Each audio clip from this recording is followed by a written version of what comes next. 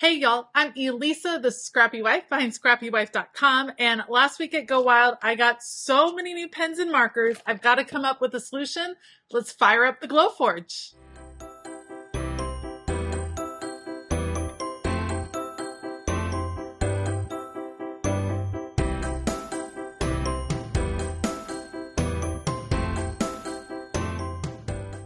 When I went to the Go Wild Planner Conference in Washington, D.C., I got a bunch of new pens and markers. Some of them I purchased from Erin Condren, a lot of them I received at the conference, and my pen and marker storage is already overflowing because, let's admit it, I love pens and markers, and so I know I need a little bit more storage, and so I'm going to create another pen holder that I already have a couple of. A lot of you asked about these on my Ultimate Craft Studio tour, which you can check out. It's a full tour of my craft room, and wanted to know how I made it. So it's super easy with the Glowforge. So I thought I would bring you guys along. I plan on making mine out of this clear acrylic. So it doesn't look clear right now. It's covered with paper so that when I score or when I engrave it, it will not smoke and it'll have a clean cut and all of that business. So I'm going to take you through the process of how I do it, show you how easy it is to create with the Glowforge. Let's go. So what I have done is come to the Glowforge app online. What Glowforge does is there's not a separate software. All of the software is online based. So you have to have an internet connection in order to work with your Glowforge. This is actually a saved design, and this was a free design as part of the extra design access that I paid for through Glowforge. So this is what I plan to make, the modular everyday pen organizer. And as you can see, it was free with premium access. If you don't have premium access to Glowforge, there are all kinds of places that you can find files. You can find Glowforge cut files on Etsy. You can find them on Creative Market, a lot of different online places. You can also pay individually for them on the Glowforge community. But this is one I found. It works really great. You can see it was designed to kind of be like a rainbow theme. I will be doing all of mine clear, and this is how we're going to get started. So we're going to start with part one and load it up onto our mat. Here it is. So what it is, it's showing you all of what's being cut with part one, all of these different pieces. I'm going to hide the instructions right here, and we're going to just move some of these pieces. I think they got shifted over the last time I worked with them. So we're going to move them back onto the actual mat. There is no material in my Glowforge right now. So I'm just going to position these kind of where I think that they will fit well, moving these all over. And then what I'm going to do is load up my Glowforge with the acrylic, and we will get ready to cut. Let me just move this over right here and this right here. Let me show you how easy it is to load the machine.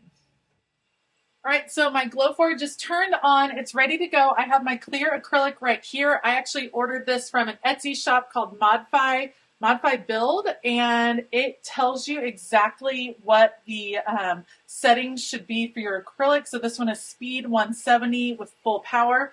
I'm going to place it in here, get it set in the piece. It's going to start scanning. I'm going to turn on my fan over here, and we are going to get ready to cut. Okay, so now you can see that the material is in there. You can now see it showing up. Everything that's the solid red line will be cut and ready to go. So I'm just going to scoot these over to be pretty close to each other.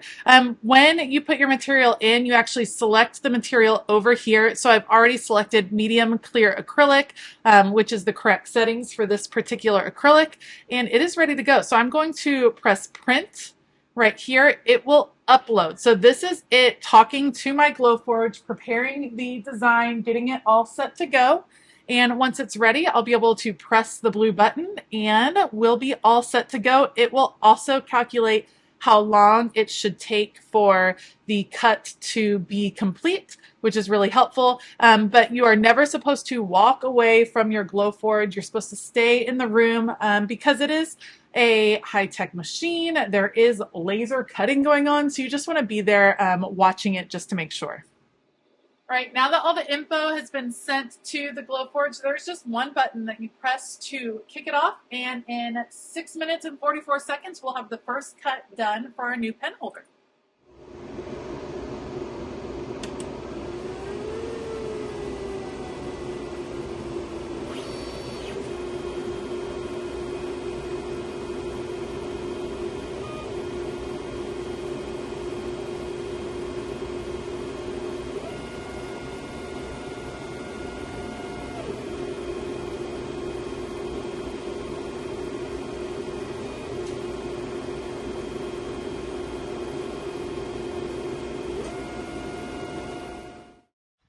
All right, while it is cutting here, let's talk about some of the questions that I get asked frequently about the Glowforge. One question I get asked is it loud? When I first got it, it was pretty loud. The fan that comes with the Glowforge that is within the system ended up being kind of noisy. It wasn't too bad. It wasn't anything crazy, but I did end up getting an outside fan, a fan that is actually outside of the machine that makes it quieter. I invested in tubing that is kind of soundproofed in a way, so it's much quieter for me, so I can easily do other things while it's running in my studio. The other question I get asked a lot would be about the fumes and the smoke. So when you're using a laser, whether you're cutting wood or acrylic or whatever it is you're cutting, there are going to be some fumes and some smoke. You have to vent your Glowforge to the outside. For some people, that just means being able to open a window and run the venting tube out there.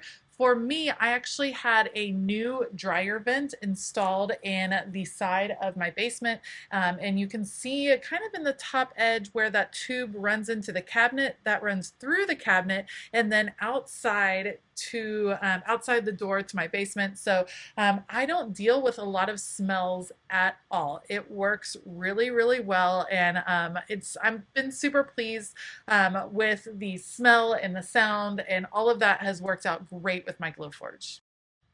Some negatives. This is a high precision machine, which means there are times that it can be a little bit finicky.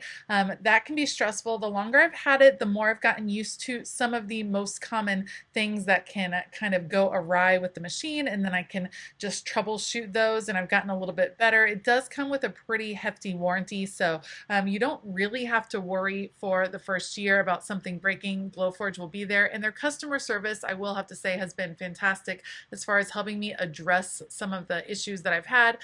So in the end, I've been able to make it work. I've been able to cut the things I want to cut. There has been some frustration. There's definitely some learning curve, but being able to create custom pieces like this has been pretty fantastic, and I am loving the machine. I can't wait to explore more.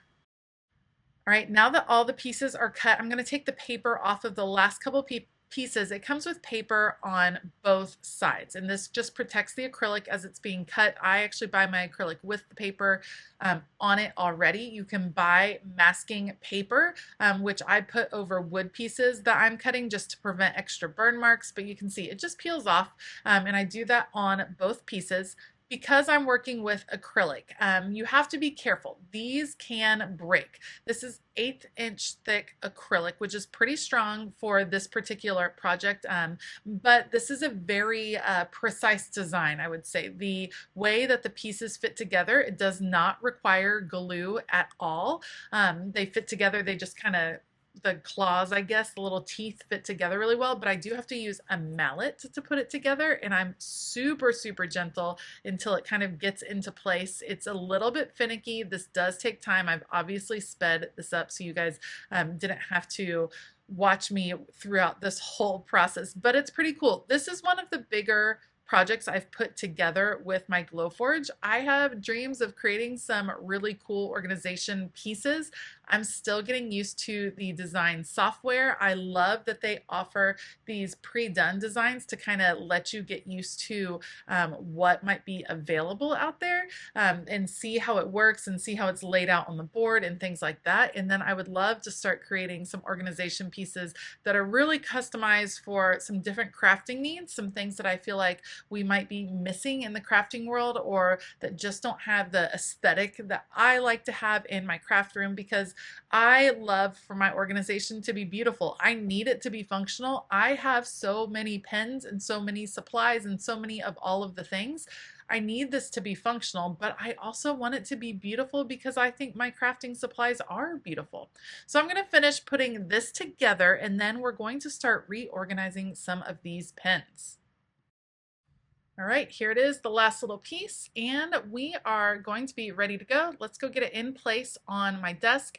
This is the butcher block that's behind me. I'm going to shift over one piece that I have. We're going to shift this one over so that the pens can all be in a row. You can see I already have a lot of pens over in that area, and then we're going to start filling these. But as I fill, I'm going to reorganize a bit. You could, of course, just throw pens in here, but I wanted it to make sense so I would know where to look for a certain type of pens. So I'm going to get these all lined up and we're going to get going. So on the bottom, I tend to put my larger pens. I put my mermaid markers all the way to the left because those are the only kind of mixed media markers that I have going on in here. Tombos will go next because they are pretty long. And then we're going to stick with the hand lettering feel or the hand lettering theme and go with more hand lettering, including those calligraph, archer, and olive markers all the way at the end. So all of the bottom is all meant for hand lettering, and we're going to keep going with some more brush pens. These are the new zebra brush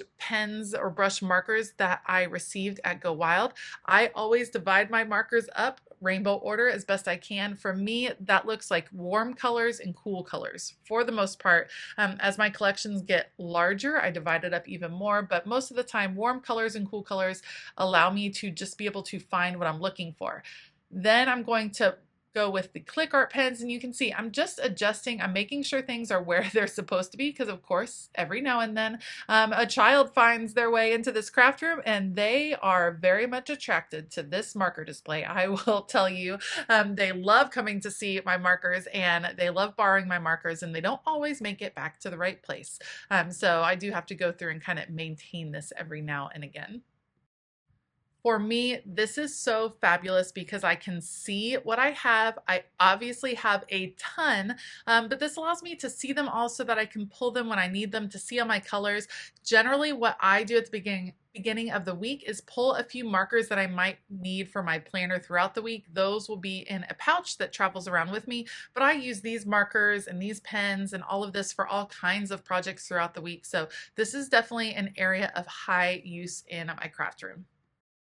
Now, while this specific holder is not available because I was able to create it at home, I will link a similar one on Amazon. These are great because they're holding the markers at the correct angle. You can see your storage. They're just wonderful for your desk. And so I will link one of these down below, something similar that I found on Amazon. If you like this video, please give it a thumbs up. Consider hitting that subscribe button as well as the bell notification button. Let me know if you like seeing these little Glowforge projects come to life. Like I said, I'm still learning a lot about this machine. I'm learning my way around the software, and so I'd love to share more with you. Let me know if you'd like to see some more. I want to give a huge shout out to all of my Patreon members. Thank you all so much for all of your support. I love the awesome community that's forming over there. So if you want to check that out, you can check out the link in the description box below as well. All right. I hope that you have a fabulous day. And as always, keep it creative.